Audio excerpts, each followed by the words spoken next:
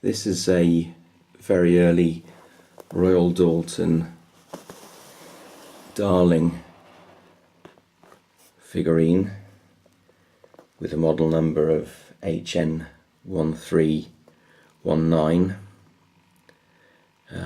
This particular model by Royal Doulton was produced between 1929 and 1959, so it's been retired for a long time, well over 50 years. This one would have been one of the first ones to be produced because this is a 1930 model, so it really is one of the earliest examples of a long retired and also very famous figurine. In fact, Darling in different model numbers and so forth is one of the few figurines that Doulton has basically produced year in, year out. He has been a complete commercial success, so this is a particularly special early example. We can see on his base that he's marked with a Roman numeral 3, Roman numeral, which basically means, which was Doulton's date stamp for 1930, and interestingly, I've lost it now. If I can see it, let me have a look. It's got to be here somewhere. There's I think this is it. I hope so, because I hate having to stop and start again with these things. It's got to be there somewhere. There it is. Just as I was thinking I was going to have to abandon the recording. It has a mold stamp. It's very light, very difficult to read. You can see it with the naked eye. Unfortunately, these things just never show up particularly well on video. But the stamp there reads 3/11/30, so the mold that this particular Darling was created from was produced on the 3rd of November 1930. So there you go, a very rare early Darling in very good condition. I just want to go around his base so that you can see how great he is. He has the odd little black speck in him, which we've had many of these Darlings over the years, and these seem to be a sort of a unavoidable manufacturing firing flaw, which we see time and time again. I mean, there's a little one there as well. I mean, it's obviously when you've got a purely white figurine,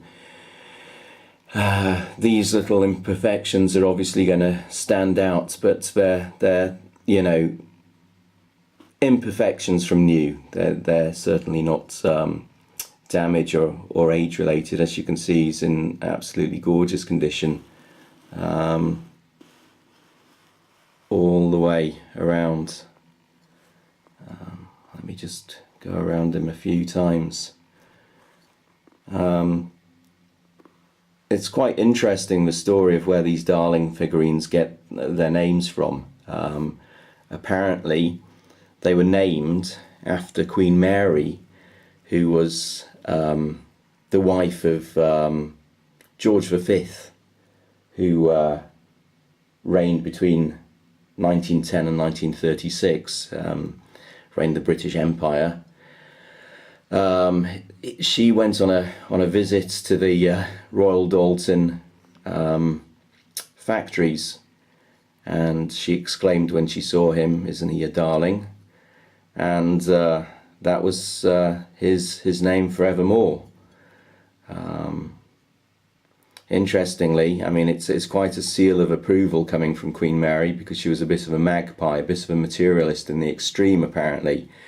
And despite her wealth, she wasn't keen on paying for things. She liked being given gifts. Now, obviously, none of us turned down the opportunity to have a gift, but given her wealth and given her position and so forth, you would have thought she would have managed to pay for the odd thing. But she did prefer to have people give things to her. So you can only assume she walked out of the Royal Doulton factories with one of these under her arm, but without a receipt. There's a famous story of Queen Mary going to some old deer's house called Lady Hudson. Now it was well known, you know, basically if Queen Mary was coming around to your house, you pretty much packed up and put everything in storage before she got there. But Lady Hudson made the mistake of offering Queen Mary tea and biscuits in a dining room, where she had some rather lovely Kaufman chairs. And apparently the Queen Mary exclaimed that the Lady Hudson's Kaufman chairs would go very, very nicely with the Kaufman dining table that she had. Now, Lady Hudson, despite her age, decided that she was going to, you know, dig in and just sit there politely and hope that Queen Mary decided that she'd outstayed her welcome. But tea and biscuits turned into a bit of a marathon of wills, battle of wills, and poor Lady Hudson at 9 o'clock in the evening decided that the Queen could have her chairs, and they were packed away into the Royal Daimler. So it wasn't you know, it could be a bit of a privilege and a peril having Queen Mary come around to your house. So but anyway, that's where Darling here gets his name from a visit of Queen Mary to the Royal Doulton factories. This one, like I say, a very early 1930s one. The one thing is, again, age related. It's hardly damage, and I've seen, for some reason, various figurines seem to have their own unique idiosyncrasies, but Darling here has a little bit of glaze loss to his blonde hair, which is again something you kind of see time and time again on these vintage Darling pieces. But as you can see, it really doesn't detract from him. He has no chips, he has no cracks, he has no restoration, so he is, for all intents and purposes, a immaculate example of a very, very early HN1319. So, and poor little fella, he's been sucking his thumb for over 80 years. So one can only assume it's got a bit swollen. And you know, who can blame him? I mean, his mum must have gone just slightly over the top with the lipstick on him. You can only imagine he grew up with a little bit of, or would have grown up with a little bit of a complex. But he's a beautiful figurine. If I just move the box for a second, hopefully I can show you him in all angles.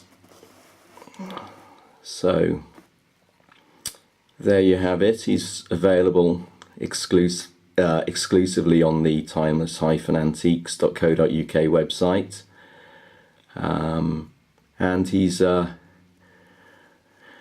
very charming Royal Doulton figurine with a great story behind him and a really collectible vintage piece. And this one in particular, being such an early example dating from 1930, is and in this brilliant condition, is just quite gorgeous. So there you have it. Thank you very much for watching.